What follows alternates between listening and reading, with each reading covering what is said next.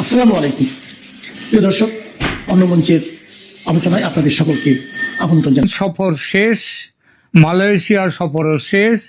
প্রধানমন্ত্রী তারেক রহমান দেশে ফিরেছেন। দেশে ফিরে সংসদে দাঁড়িয়ে তিনি যে একটি বাক্য বলেছেন সেটাই এখন রাজনৈতিক মহলে সবচেয়ে বেশি আলোচনার বিষয়। তিনি বলেছেন যে কোনো মূল্যে তিস্তা মহাপরিকল্পনা বাস্তবায়ন করা হবে। এই নিয়ে খবরের কাগজে মিডিয়ার হেডলাইন। এই একটি বাক্যের মধ্যেই লুকিয়ে আছে বহু প্রশ্ন। কারণ যদি চীন সফরেই তিস্তা প্রকল্প নিয়ে সবকিছু চূড়ান্ত হয়ে যেত, তাহলে কি এভাবে যে কোনো মূল্যে তিস্তা মহাপ্রকল্প বাস্তবায়িত হওয়ার কথাটা বলতে হতো তারেক রহমানকে? নাকি সফরে প্রত্যাশিত অগ্রগতি না হওয়াতেই এখন রাজনৈতিকভাবে মুখ রক্ষার জন্য এই বার্তাটা দেওয়ার দরকার হয়েছে? আজ আমরা সেই প্রশ্নের উত্তর খোঁজার চেষ্টা করব। প্রথমে বলি, তিস্তা কেন এত গুরুত্বপূর্ণ? দেখুন, বাংলাদেশে তিস্তা শুধু একটি নদী নয়, উত্তরবঙ্গের কৃষি, সেচ, জলের নিরাপত্তা এবং কয়েক কোটি মানুষের জীবিকার সঙ্গে এই নদী জড়িয়ে আছে অঙ্গাঙ্গিভাবে। বছরের বর্ষাকালে তিস্তা ভয়ঙ্কর রূপ নেয়, আবার শুকনো মৌসুমে নদীর বুক প্রায় শুকিয়ে যায়। ফলে একই নদী কখনো বন্যা, কখনো খরার কারণ। বহু বছর ধরেই এই সমস্যার স্থায়ী সমাধানের কথা বলা হচ্ছে, আর সেই সমাধানের পোশাকি নাম তিস্তা মহাপরিকল্পনা। চীনের ভূমিকা কোথা থেকে এলো সেটা একটু দেখা যাক। বেশ কয়েক বছর আগে চীনা বিশেষজ্ঞরা একটি বড়সড় বিশাল পরিকল্পনা তৈরি করেন চীনকে এই তিস্তাকে নিয়ে। সেখানে নদী খনন, বাঁধ নির্মাণ, নদী তীর সংরক্ষণ, নতুন শহর গড়ে তোলা, কৃষি উন্নয়ন সব মিলিয়ে বহু বিলিয়ন ডলারের পরিকল্পনা ছিল সেটা। এরপর থেকেই সবাই ধরে নিতে শুরু করেন তিস্তা প্রকল্প মানেই চীন। কিন্তু বাস্তবতা হলো, পরিকল্পনা তৈরি করা আর বাস্তবায়নের চুক্তি হওয়া এ দুটো এক জিনিস নয়। এখনো পর্যন্ত বড় অর্থায়নের আনুষ্ঠানিক ঘোষণা বা পূর্ণাঙ্গ বাস্তবায়ন চুক্তির খবর প্রকাশ্যে আসেনি। আসবেটা কি করে? চুক্তি যদি না হয়ে থাকে তাহলে প্রকাশ্যে আসার তো কোনো কথা ওঠে না। এবার আসি ভারতের ভূমিকায়। এখানে বিষয়টি সবচেয়ে গুরুত্বপূর্ণ। ঠিক যখন বাংলাদেশ বলছে যে কোনো মূল্যে তিস্তা মহাপরিকল্পনা বাস্তবায়ন করা হবে, তখন পশ্চিমবঙ্গ সরকার কয়েকদিন আগেই তাদের প্রথম বাজেটেই তিস্তা ব্যারেজ প্রকল্প বাস্তবায়নের জন্য 11,000 কোটি টাকার বরাদ্দ ঘোষণা করেছে।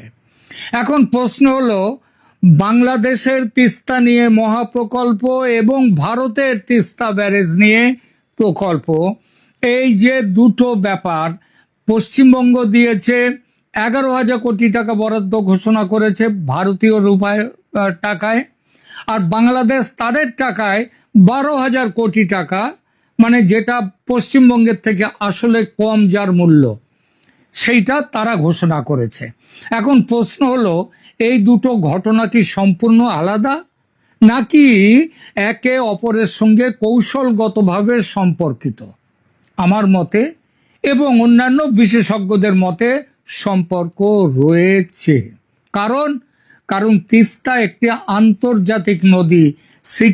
ভারতের সিকিমে এর উৎপত্তি হয়ে এটা ভারতের মধ্য দিয়ে পশ্চিমবঙ্গের একটা বড়সড়, সিকিমের একটা বড়সড় অংশের মধ্যে দিয়ে গিয়ে তারপর বাংলাদেশে ঢুকছে। এখন ভারতের অংশে যদি নতুন করে সেচ, ব্যারাজ, আধুনিকীকরণ, নতুন করে দুখানা খাল তৈরি করা হবে, কাটা হবে সেচের জন্য, এই সমস্ত বা জল ব্যবস্থাপনার অবকাঠামো যদি আরো শক্তিশালী করা হয় পশ্চিমবঙ্গে, তাহলে ভারত স্বাভাবিকভাবেই বলবে আমাদেরও এই নদীর জল নিয়ে আমাদেরও উন্নয়নের অধিকার রয়েছে। অর্থাৎ ভবিষ্যতে জল বন্টন নিয়ে আলোচনায় ভারতের অবস্থান আরো দৃঢ় এবং শক্ত হতে পারে। তিস্তা নিয়ে দীর্ঘদিন ধরেই ভারত ও বাংলাদেশের মধ্যে জল বন্টন চুক্তি ঝুলে আছে। 2011-য় মনমোহন সিং যখন প্রধানমন্ত্রী, তখন মমতা বন্দ্যোপাধ্যায়ের হস্তক্ষেপে, মানে তিনি ঢাকায় পৌঁছননি কথা সত্ত্বেও, তার ফলে এই চুক্তি ঝুলে আছে। আর পশ্চিমবঙ্গের স্বার্থ সেই আলোচনায় একটি গুরুত্বপূর্ণ বিষয়। এখানেই বাংলাদেশের সামনে নতুন চ্যালেঞ্জ তৈরি হয়ে যায়।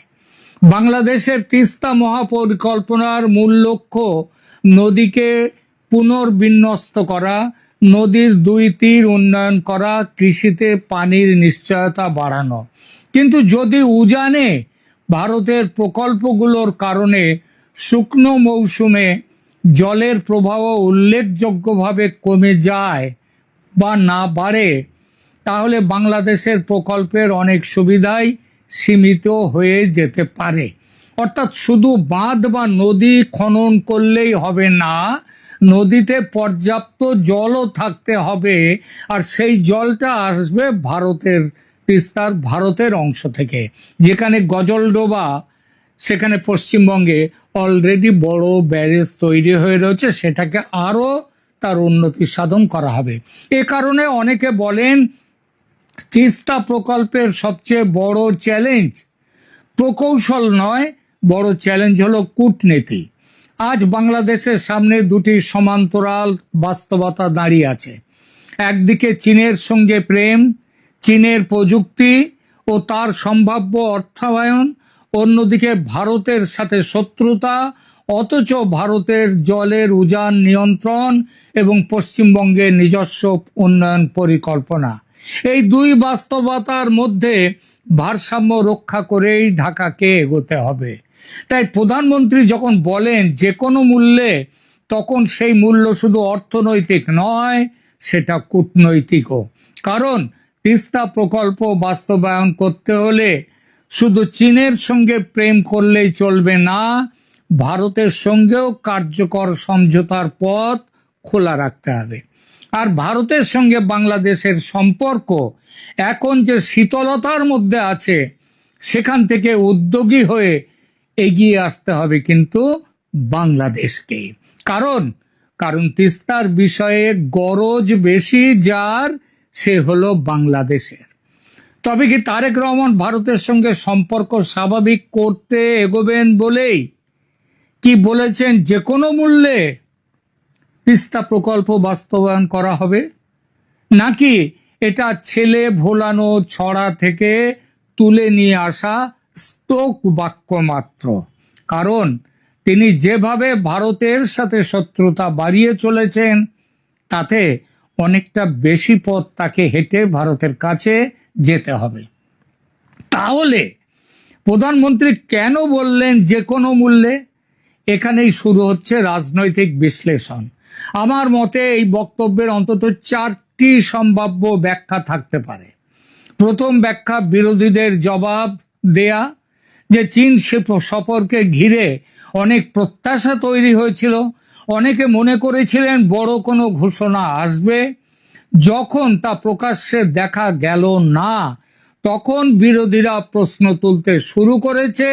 আর তার ফলে সংসদে দাঁড়িয়ে তারেক রহমানকে বলতে বাধ্য হতে হয়েছে যে কোনো মূল্যে আমরা তিস্তা মহাপ্রকল্প বাস্তবায়িত করব।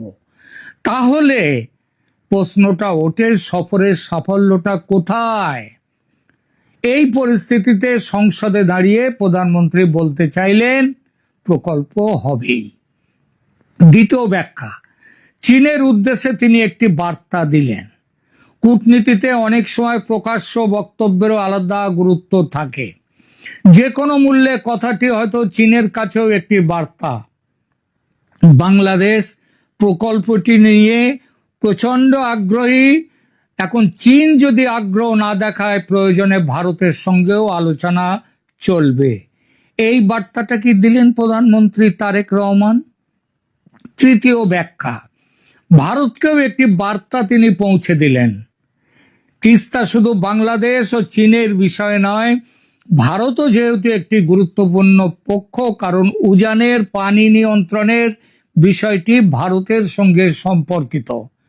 সুতরাং এখন হয়তো বাংলাদেশের তারেক রহমান সরকারের কানে জলটা ঢুকেছে যে তারা তিস্তা নিয়ে ভারতের সঙ্গে কথা বলে এগোতে চায়। এটা একটা ব্যাখ্যা। চতুর্থ ব্যাখ্যা, দেশের মানুষের কাছে প্রতিশ্রুতি। উত্তরবঙ্গে তিস্তা একটি অত্যন্ত আবেগের বিষয়। বহু সরকার এসেছে, বহু প্রতিশ্রুতি দিয়েছে, কিন্তু বাস্তব অগ্রগতি শূন্য। তাই প্রধানমন্ত্রী হয়তো জনগণকে আশ্বস্ত করতে চেয়েছেন যে সরকার এই প্রকল্প ছাড়বে না, যে কোনো মূল্যে এই প্রকল্প বাস্তবায়িত করবে। তবে এই সরকার যেভাবে ভারত বিরোধিতা করে একের পর এক জায়গাতে নিজের পায়ে কুড়ুল মারছে, তাতে মনে হয় এই যে কোনো মূল্যে এই প্রকল্প বাস্তবায়িত হবে, এটা সেই ছেলে ভুলানো পাড়া জোড়ালো সেই উদাহরণটা এখানে যেন বেশি প্রযোজ্য হচ্ছে। বাংলাদেশের মিডিয়া তারা কি বলছে একটু দেখি। এখানে একটি বিষয় লক্ষ্য করার মতো, মূলধারার সংবাদ মাধ্যমগুলো মূলত দুটো তথ্য দিচ্ছে। একটা, প্রধানমন্ত্রী সংসদে প্রকল্প বাস্তবায়নের দৃঢ় অঙ্গীকার ব্যক্ত করছেন, এইটা বলছে তাদের কাছে এইটাই বড় কথা। আর দ্বিতীয়ত, সেখানকার জলসম্পদ মন্ত্রণালয় আবার পাশাপাশি জানিয়ে দিয়েছে চীনের কারিগরি সহায়তায় সম্ভাব্যতা সমীক্ষার কাজ এগোচ্ছে। কিন্তু এটা হচ্ছে তিস্তা নিয়ে নয়, বাংলাদেশের সমস্ত নদীকে নিয়ে একটা কারিগরি সহায়তার তার একটা সমীক্ষা চলছে। সেটা তো তিস্তার সাথে জোড়া যায় না আলাদা করে। কোথাও এখনো এমন নিশ্চিত খবর নেই যে চীন পূর্ণাঙ্গ অর্থায়নের চুক্তি করে ফেলেছে অথবা নির্মাণ কাজ শুরুর চূড়ান্ত সিদ্ধান্ত হয়ে গেছে। এটাই এখন সবচেয়ে গুরুত্বপূর্ণ তথ্য। এরপর কি হতে পারে? এখন সামনে কয়েকটি সম্ভাবনা রয়েছে। প্রথম, চীনের সঙ্গে আরো আলোচনা হবে। দ্বিতীয়ত, প্রকল্প ছোট ছোট ধাপে ভাগ করা হতে পারে। তৃতীয়ত, বাংলাদেশ একাধিক আন্তর্জাতিক অর্থায়নের উৎস খুঁজতে পারে। কিন্তু সেখানেও বড় বাধা, বাংলাদেশের এত বেশি দেনা রয়েছে, তার সুদ দিতে এবং তার আসলের কিস্তি দিতেই বাংলাদেশ এখন পাগলা হয়ে যাচ্ছে। সুতরাং তিস্তার জন্য আরো অর্থায়নের উৎস শুনেছি চীনের নাকি না রাজি হওয়ার একটা বড় কারণ, বাংলাদেশ কোত্থেকে তাদের টাকা পরিশোধ করবে, ধার পরিশোধ করবে। চতুর্থত, ভারতের সঙ্গে জল বন্টন আলোচনা নতুন করে গুরুত্ব পেতে পারে এবং সেইটা আলোচনা করতে গেলে তারেক রহমান সরকারকে অনেকটা মাথা ঝুঁকিয়ে তাদেরকে এগোতে হবে। কারণ গত 3 মাস ধরে তারা যেভাবে পদে পদে ভারতের সাথে শত্রুতাটাকে বাড়িয়েছেন, তাতে ভারত ওই যে পশ্চিমবঙ্গের বাজেটে 11,000 কোটি টাকা যেটা ঘোষণা, সেটা বাংলাদেশকে চাপে রাখার জন্য হতে পারে। সুতরাং কোনটা হবে সেটা এখনই বলা কঠিন। শেষ করি আলোচনা। তিস্তা প্রকল্প নিয়ে বাংলাদেশের মানুষ বহু বছর ধরে অপেক্ষা করছে। প্রতিবারই বড় বড় ঘোষণা এসেছে, কিন্তু বাস্তব কাজ প্রত্যাশার কাছে শূন্য, শূন্য একদম। এই প্রেক্ষাপটে প্রধানমন্ত্রী যখন বলেন যে কোনো মূল্যে তিস্তা মহাপরিকল্পনা বাস্তবায়ন করা হবে, তখন সেটা হয়তো একটি শক্তিশালী বার্তা হতে পারে, কিন্তু সেই বার্তা বাস্তবে তার মূল্য এই মুহূর্তে কিছুই দেখা যাচ্ছে না। কারণ ঘোষণা যথেষ্ট নয়, প্রয়োজন অর্থায়নের স্পষ্ট রূপরেখা, আন্তর্জাতিক সমঝোতা, বিশেষ করে ভারতের সঙ্গে সমঝোতা, কারিগরি প্রস্তুতি এবং বাস্তব কাজের দৃশ্যমান অগ্রগতি। বাংলাদেশের মানুষ এখন আর শুধু প্রতিশ্রুতি শুনতে চায় না তারেক রহমান সাহেব, তারা দেখতে চায় তিস্তার বুকে জল এসেছে কিনা, সারা বছর জল থাকবে কিনা, সেই কাজ শুরু হয়েছে কিনা। আর সেই উত্তর আগামী কয়েক মাসেই স্পষ্ট হয়ে যাবে। দর্শক, আপনাদের কি মনে হয় প্রধানমন্ত্রীর যে কোনো মূল্যে বক্তব্য কি কেবল রাজনৈতিক আশ্বাস, নাকি এর পেছনে এমন কোনো বাস্তব পরিকল্পনা রয়েছে যা এখনো প্রকাশ করা হয়নি? আপনাদের মতামত অবশ্যই কমেন্টে লিখে জানান।